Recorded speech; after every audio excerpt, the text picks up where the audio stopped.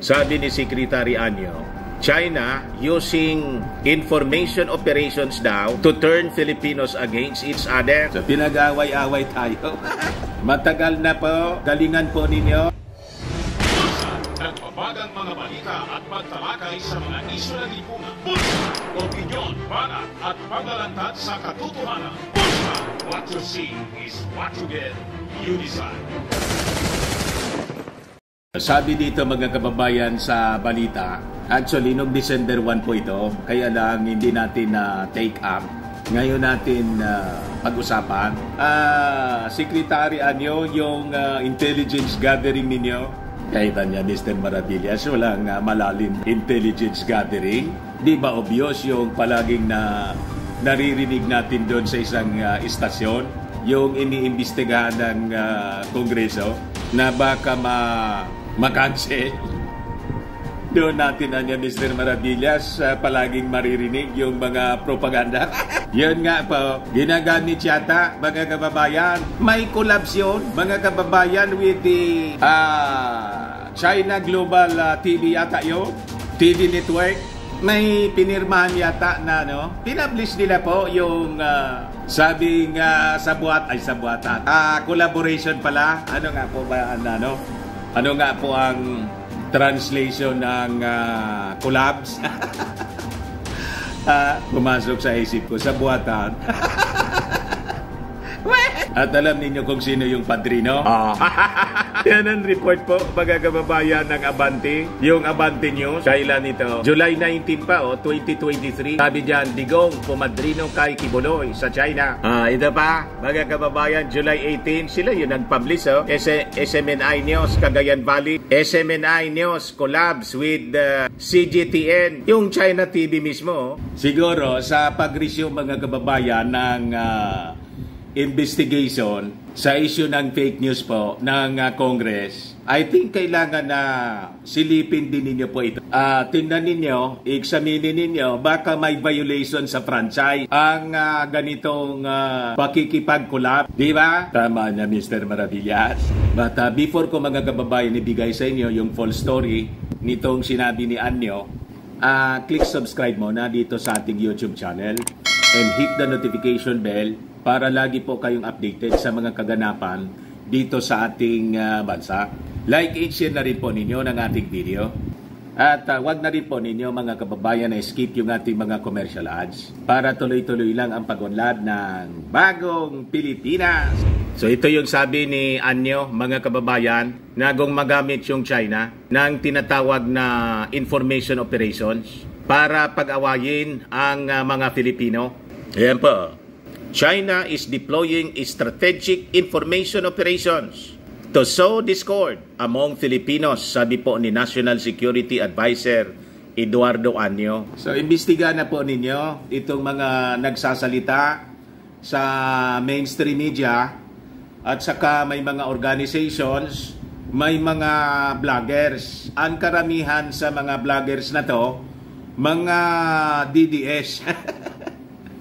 Di ba? Baka sumasalok po o may isang coordinator na pabalik-balik sa China na siyang may hawak nitong mga propagandista. Di ba? Ginawang hanap buhay, mga kababayan, yung pagtatraidor sa ating bayan. Pinag-aaway-away yung mga mamamayang Pilipino. Kampi sila sa interes ng China. Kung ano-anong pinagdadaldal mga kababayan.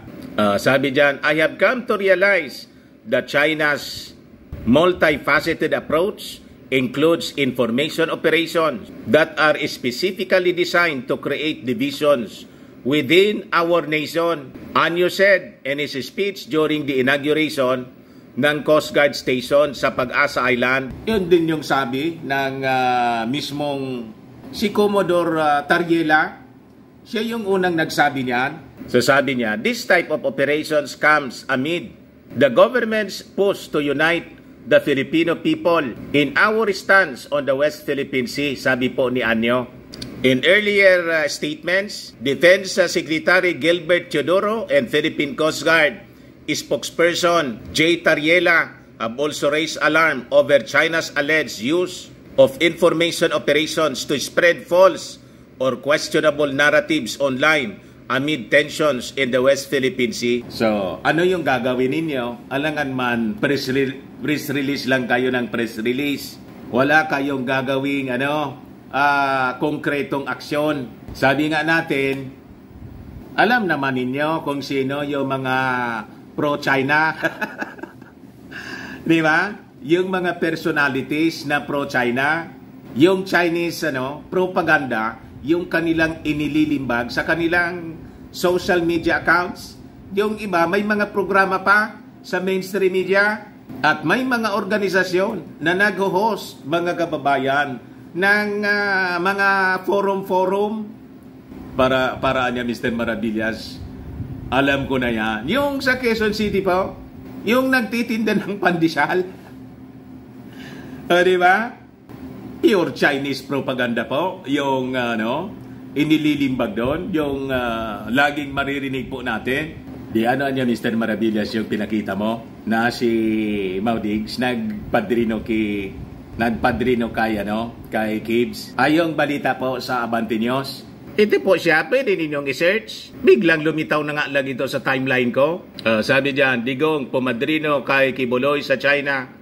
Abante News, July 19, 2023. Sabi diyan, hindi nag-iisa si dating Pangulong Rodrigo Digong Duterte sa kanyang pagtungo sa Beijing, China noong Lunes dahil kasama rin niya ang mga executive ng Sunshine Media Network, ang media entity na minamay-ari ng religious leader na si Apollo Kibuloy. Kasama pala si Kibbs po. Nang biglang lumitaw si Diggs, kausap si Xi Jinping, wala man pong authority galing sa ating Pangulong Bongbong Marcos. Biglang kinausap po, magkasama pala sila. Matatandaang nakaharap ni Duterte si Chinese President Xi Jinping sa Jiaoyutai State Guest House sa Beijing.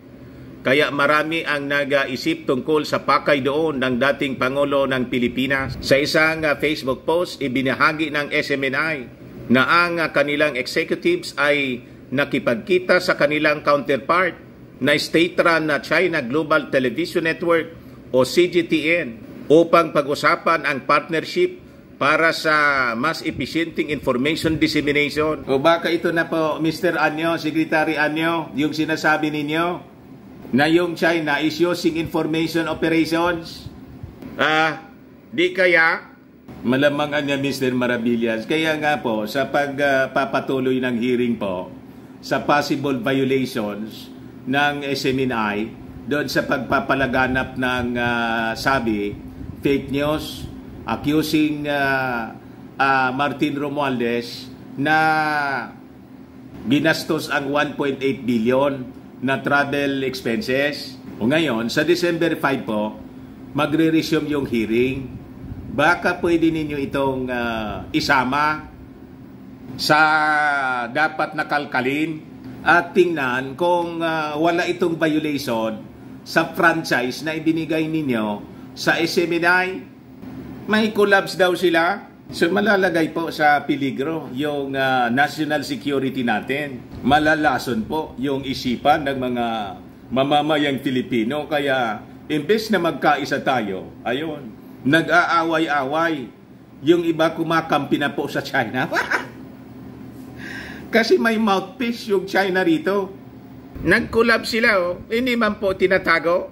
Sabi diyan, sa pamamagitan ng pagtutulungan, ang SMNI News at CGTN ay mag-aatid ng komprehensibo at maasahang coverage ng balita sa kanilang mga audience ayon sa pinos ng SMNI. Hindi malinaw kung kasama rin sa biyahe ni Kibuloy sa pagtungo ng mga executive ng SMNI sa China.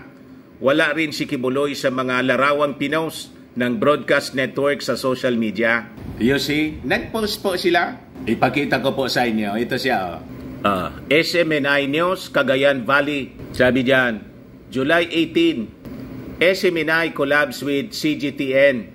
SMNI News at CGTN ng China TV naghanda na sa pagbuo ng partnership para sa mas madaling pagpapalaganap ng impormasyon. Malamang nga niya, Mr. Maravillas, dahil sa investigasyon na ginagawa ngayon ng Kongreso, yung mga balitang yan, i-delete. Malamang na picturean na rin po ito, mga kababayan ng mga taga-Kongreso. Di ba? Ang pagkikipagtulungan ay naglalayong pausayin ang pagpapalitan ng mga balita at isulong ang mas malalim na pag-unawa sa mga kasalukuyang usapin sa pagitan ng dalawang media organizations.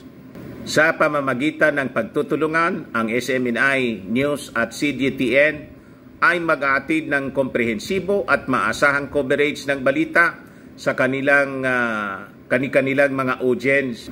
Binigyang diin ng inisyatiba na ito ang kahalagahan ng internasyonal na kooperasyon sa pagbabahagi ng magkakaibang pananaw at pagpapaunlad ng isang mas informed na global community. Ang pagpupulong sa pagitan ng mga executive ng dalawang network ay naganap sa Beijing, China. O yan po, mga kababayan, yung mga picture nila. Sa kabagaan niya, Mr. Maravillas. Yan nga po ang nakakalungkot na mga pangyayari. Tingnan natin po, baka masuplan na natin ito with the investigation ngayon na ginagawa ng Kongreso, reviewing the possible violations sa franchise ng SMNI na ginagawa po ng Kongreso. Baka po makasama ito. Ayan man lang po, mga kababayan. Baka lang po gusto ninyong itry ito. Fairmax Firming and Lifting Cream. Pinapahid po sa mga pulses and affected area. Mainam po sa paninigas ng mga kaso-kasoan. Ito naman po, Automax Radiant Serum. Sa mukha naman yung application. Anti-aging siya. You will look 10 years younger than your age. Sa mga cancer patients naman po, baka lang gusto ninyo itong itry. Name siya Red Mixed Fruit Drink. Hindi man po siya gamot. Food supplement siya. Kaya lang, gawa siya mga kababayan sa goji berry. Yung goji berry may anti-cancer properties. O ngayon, yung mga inquiries ninyo, dumiretso na lang kayo po sa aming messenger sa Facebook para masagot namin agad. Ako po si Dante Maravillas. Bye-bye. God bless. Sa mga naghahanap po ng malinis and spacious fitness gym, bumisita lang po kayo sa aming Colossal Fitness Gym.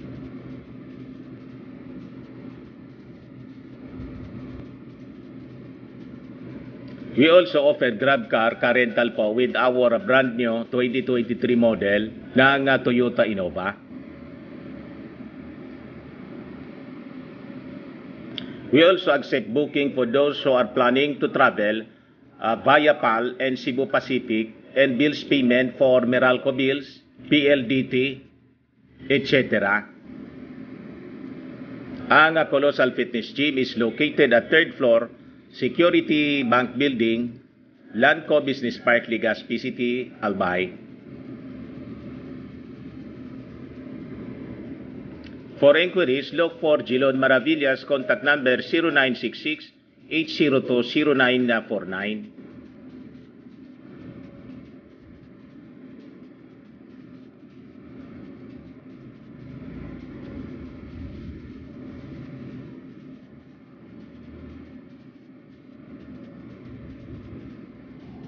Ayos pa? Ayos na ayosan niya, Mr. Maravillas.